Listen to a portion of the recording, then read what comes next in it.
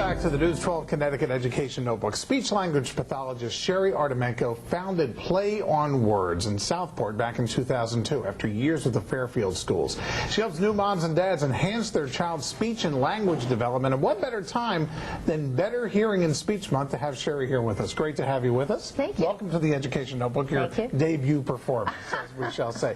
What exactly is it you do? You're working with the parents, actually, more than the children, so they can help their parents, help the children. Right. Well, with Play on Words, I actually come to their home, and I start when babies are around 3 months old, and I tell the parents what's typical for development at that age, and then I share about 15 to 20 strategies that are based on research on how to talk, play, and read to their baby. How did toys come into play? Well, toys are very important, and because you use toys through play, and you want to find toys that are going to be great for language, to really encourage kids to talk a lot.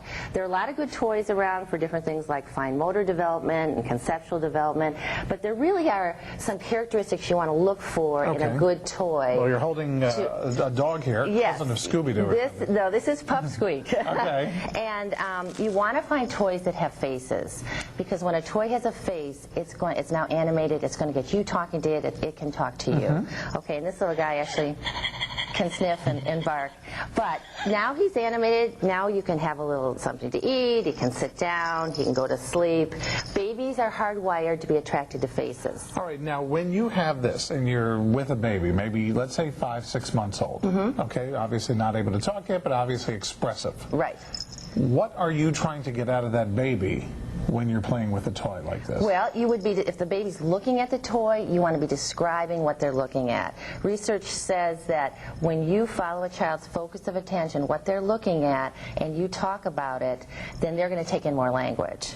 So I would be talking about his face, I would be talking about all the textures, the colors. And then you see how the child reacts to that. Right, he's taking he's developing his receptive language, his understanding, before he's actually going to say something. Now we have some, kind of building blocks here. Yeah, These are called peekaboo blocks. And again, you'd think of blocks as just, not really a language toy, but if you have a face on it, now you can open it up, you can talk about it, you can pull them out by the hair. Okay.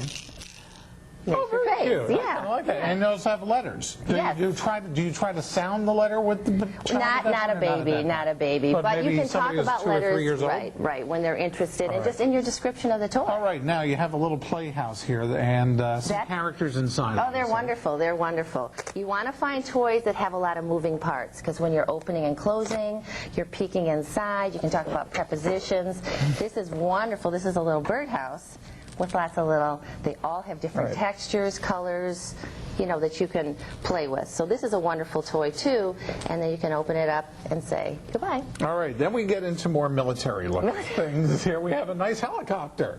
That's right. What will this do? Will the child more ooh and ah when they see the blades? Well, the kids love this. Right. This is actually by Legos, and I love Lego sets that really have action and have people. Again, you've got to have people to have conversations. If you just have Lego blocks, you're not going to have a lot of conversation. Okay, so I'm a 1.5-year-old child. I'm 18 months old. You've got this. You're going to actually be more like 2 or 3 when I'm playing with All right, but okay, I'm 2.5. Yeah. And some people don't say anything. But anyway, what will you be trying to get out of me?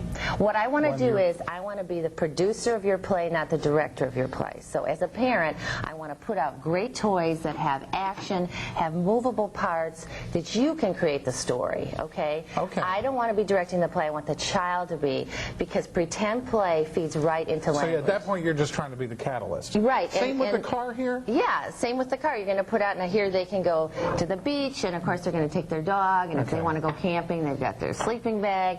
So you're setting up schemes for great storytelling. When you are working with a child, or with the toys, will this also expose any what's the word? Not abnormalities, but any delays in education with that child that it'll expose it and help the parent get help sooner. Right. I definitely have been to homes where I come with my little bag of toys and I'm ready to tell them all about development at that age, and all of a sudden I realize, wow, they are delayed.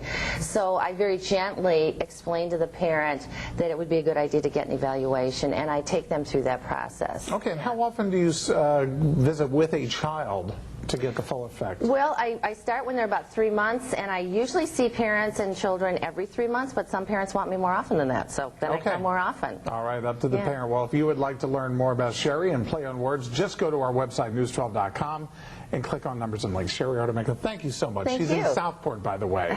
Play on words.